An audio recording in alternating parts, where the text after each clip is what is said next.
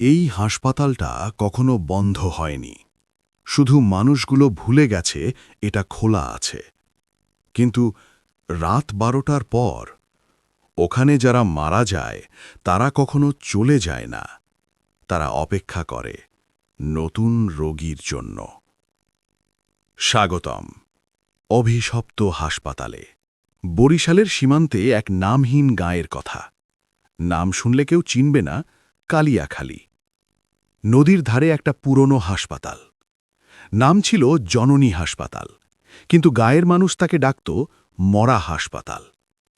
কারণ ওখানে যে ঢুকেছে সে আর বের হয়নি। কেউ বলে ভূতে ধরেছে, কেউ বলে অভিশাপ, কিন্তু কেউ জানে না আসল কথা। ১৯৯৮ সালের কথা। বৃষ্টি নামছে ঝাপটা দিয়ে, আকাশে বিজলি চমকাচ্ছে। ডাক্তার আরিফ হোসেন তার পুরনো মারুতি গাড়ি নিয়ে কালিয়াখালীর দিকে ছুটছেন। তার হাতে একটা ব্রিফকেস, ভেতরে স্টেথোস্কোপ, কয়েকটা ইঞ্জেকশন আর একটা ছোট্ট ফটো তার মেয়ে সাবরিনার। মেয়েটা মাত্র 4 বছরের। তার মা গত বছর মারা গেছে। আরিফ এখন একা। গায়ের মুখুয়া মামুদ মিয়া ফোন করে বলেছিল, ডাক্তার সাহেব, হাসপাতালে একটা মেয়ে জন্ম নিয়েছে, কিন্তু মা মারা গেছে। বাচ্চাটা শ্বাস নিচ্ছে না। আপনি যদি না আসেন ও আর বাঁচবে না। আরিফ ভাবেননি, গাড়ি চালিয়ে দিয়েছেন। রাস্তা কাদামাখা, গাছের ডালপালা ঝুলে পড়েছে রাস্তার ওপর। হঠাৎ গাড়ি থেমে যায়, ইঞ্জিন বন্ধ। আরিফ চেষ্টা করেন, কিছু হয় না। বাইরে বৃষ্টি আরও জোরে পড়ছে, আকাশে আবার বিজলি। তখনই দেখেন দূরে একটা আলো, ম্লান হলুদ আলো, জননী হাসপাতালের জানালা থেকে। ওখানে তো কেউ নেই, মনে মনে বলেন আরিফ, কিন্তু আলো জ্বলছে। তিনি ব্রিফকেস নিয়ে গাড়ি থেকে নামেন। বৃষ্টিতে ভিজে যাচ্ছেন, কিন্তু পিছু হটেন না। হাসপাতালের দিকে হাঁটেন। দরজা খোলা, গন্ধ, পুরনো ওষুধ, গ্যালানো রক্ত আর ভেজা কাপড়ের গন্ধ। ফ্লোরে ধুলো, কিন্তু কোথাও পায়ের দাগ নেই। হ্যালো, ডাকেন আরিফ। কোনো জবাব নেই। তিনি ডেলিভারি রুমের দিকে যান। দরজা খুলে ভেতরে ঢোকেন। রুমে একটা বিছানা, ওপরে একটা মহিলার লাশ, মুখ ঢাকা একটা সাদা কাপড় দিয়ে। পাশে একটা বাচ্চা, কিন্তু সে নড়ছে না। আরিফ ছুটে যান, বাচ্চাটাকে তুলে নেন। শরীর ঠান্ডা, কিন্তু হৃৎস্পন্দন আছে, মন্দ গতিতে। তিনি সিপিআর শুরু করেন। 2 মিনিট পর বাচ্চাটা হাঁপাতে শুরু করে। চোখ খুলে, কালো, গভীর, কিন্তু কোনো ভয় নেই, শুধু একটা অদ্ভুত নীরবতা। আরিফ হাঁপাতে হাঁপাতে বলেন, বাঁচলি রে। কিন্তু তখনই পিছন থেকে একটা শব্দ, টপ টপ টপ, পানি পড়ার শব্দ। তিনি ঘুরে দেখেন, লাশের কাপড় থেকে জল পড়ছে, কিন্তু বৃষ্টি তো ভেতরে আসছে না। তারপর লাশের হাত নড়ে। আরিফের হৃদয় থেমে যায়। মহিলাটি ধীরে ধীরে বসে ওঠে। কাপড় খসে পড়ে।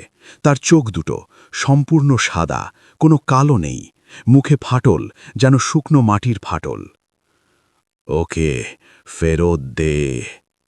কণ্ঠ যেন কয়েকজনের মিলে একসাথে বলছে। আরিফ বাচ্চাটাকে জড়িয়ে ধরে পিছিয়ে যান। এ আমার মেয়ে না, আমি ওকে বাঁচাচ্ছি, চিৎকার করেন তিনি। মহিলাটি হাসে, মুখ থেকে রক্ত পড়ে। তুমি জানো না, এই হাসপাতালে যে জন্ম নেয় সে কখনো মানুষ হয় না। আরিফ দৌড়ে বেরিয়ে আসেন, বাচ্চাটাকে কোলে নিয়ে। গাড়ি চালু হয়ে যায়, যেন কেউ সাহায্য করছে। পিছনে হাসপাতালের আলো নিভে যায়। কিন্তু আরিফ জানেন না, বাচ্চাটার গলায় একটা ছোট্ট নীল দাগ আছে, ঠিক যেমন ছিল সেই ১৯৭৩ সালে মারা যাওয়া সেই প্রথম মেয়েটার। ১৯৭৩ সাল। জননী হাসপাতাল তখন নতুন। গ্রামের একমাত্র হাসপাতাল। ডাক্তার রফিকুল ইসলাম ছিলেন প্রধান চিকিৎসক। তিনি একদিন এক গর্ভবতী মহিলাকে নিয়ে আসেন, নাম ফাতেমা। তার স্বামী মারা গেছে, সে একা। ডেলিভারি সমস্যাজনক হয়। বাচ্চা আসে, কিন্তু ফাতেমা মারা যায়। বাচ্চাটা মেয়ে, গলায় একটা নীল দাগ, যেন কেউ চেপে ধরেছিল। ডাক্তার রফিকুল বাচ্চাটাকে পালন করেন, নাম দেন রুমা। কিন্তু রুমা কখনো হাসে না, কখনো কানে না, শুধু রাতে জেগে থাকে, জানালা দিয়ে হাসপাতালের পিছনের কবরস্থানের দিকে তাকিয়ে। একদিন রাতে ডাক্তার রফিকুল দেখেন রুমা কবরস্থানে দাঁড়িয়ে, তার হাতে একটা ছোট্ট কাপড়, নকশি কাঁথা। কাঁথার ওপর লেখা, আমি ফিরে আসব। পরদিন রুমা নেই। কবরস্থানে একটা নতুন কবর, নাম লেখা নেই, কিন্তু কবরের পাশে সেই নকশি কাঁথা। ডাক্তার রফিকুল পাগল হয়ে যান। হাসপাতালে রাতে চিৎকার করেন, বলেন, ও আমাকে ডাকছে, ও আমাকে ডাকছে। ১৯৭৫ সালে তিনি হাসপাতালের ছাদ থেকে লাফ দেন।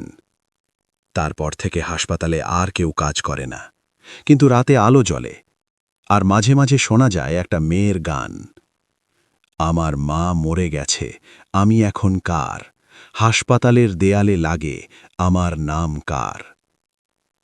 আরিফ বাচ্চাটাকে নিয়ে বরিশাল শহরে ফিরে আসেন, নাম দেন সাবরিনা, তার মৃত মেয়ের নামে। প্রথম কয়েকদিন সব ঠিকঠাক, কিন্তু রাতে আরিফ লক্ষ্য করেন সাবরিনা জেগে থাকে, জানালার পাশে দাঁড়িয়ে, মুখ বাইরের দিকে। একদিন রাতে আরিফ ঘুম থেকে উঠে দেখেন সাবরিনা নেই। তিনি ছুটে বারান্দায় যান। সাবরিনা নিচে দাঁড়িয়ে, হাতে একটা 5 ফোড়নের টিন, টিনের ভেতর থেকে একটা নীল তরল পদার্থ পড়ছে। সাবরিনা, ডাকেন আরিফ। মেয়েটা ঘুরে তাকায়, চোখ দুটো সম্পূর্ণ সাদা। তুমি আমাকে বাঁচিয়েছ, এখন তোমার পালা, বলে সে। আরিফ হতবুদ্ধি, মেয়েটা তার মেয়ে না, ও রুমা। পরদিন থেকে হাসপাতালে আবার রোগী আসতে শুরু করে, কিন্তু সবাই রাতে মারা যায়। আর মারা যাওয়ার পর তাদের শরীরে নীল দাগ থাকে, ঠিক যেমন ছিল রুমার গলায়। আরিফ বুঝতে পারেন রুমা ফিরে এসেছে, সে মানুষ না, সে একটা জীবন্ত অভিশাপ। আরিফ গবেষণা করেন, জানতে পারেন ১৯৭৩ সালে ফাতেমার মৃত্যুর আগে সে একটা নকশি কাঁথা সেলাই করেছিল।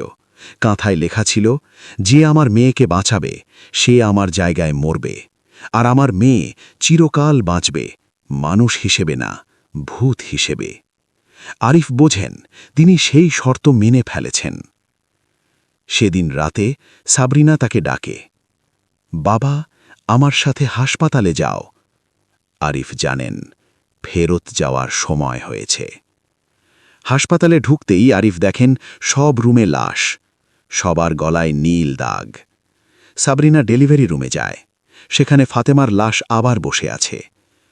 তুমি এসেছ ভালো, বলে ফাতেমা। আরিফ বলেন, আমি তোমার মেয়েকে বাঁচিয়েছি, এখন আমার কি হবে? ফাতেমা হাসে, তুমি এখন থেকে এই হাসপাতালের ডাক্তার, চিরকালের জন্য। সাবরিনা আরিফের হাত ধরে, বাবা, তুমি আর কখনো একা হবে না। আরিফ চোখ বুজে ফেলেন। পরদিন সকালে গাঁয়ের লোক দেখে হাসপাতালের আলো জ্বলছে, ভেতরে এক ডাক্তার রোগী দেখছেন, তার মুখ শুকনো, চোখ গভীর, পাশে একটা মেয়ে, গলায় নীল দাগ। কেউ জানে না ওই ডাক্তার আরিফ, আর ওই মেয়ে রুমা, যে প্রতি ২৫ বছর পর পর নতুন ডাক্তার খুঁজে বেড়ায়। আজ রাত, বৃষ্টি নামছে। এক তরুণ ডাক্তার গাড়ি নিয়ে কালিয়াখালীর দিকে যাচ্ছেন। ফোনে মুখোয়া মামুদ মিয়া বলছে, ডাক্তার সাহেব, হাসপাতালে একটা মেয়ে জন্ম নিয়েছে, কিন্তু মা মারা যাচ্ছে, বাচ্চাটা শ্বাস নিচ্ছে না, আপনি যদি না আসেন ও আর বাঁচবে না। ডাক্তার জবাব দেয়, আমি আসছি। গাড়ি হাসপাতালের সামনে থামে, দরজা খোলা, ভেতরে আলো জ্বলছে। পিছনে একটা মেয়ে দাঁড়িয়ে, গলায় নীল দাগ। সে হাসছে। তুমি কি কখনো রাতে হাসপাতালে যাবে? মনে রেখো, যে সেখানে ঢুকবে সে আর বের হবে না, কারণ ওখানে ডাক্তার আছে আর ওর মেয়েও আছে। লাইক করো, সাবস্ক্রাইব করো, আর রাতে একা হাসপাতালে যেও না।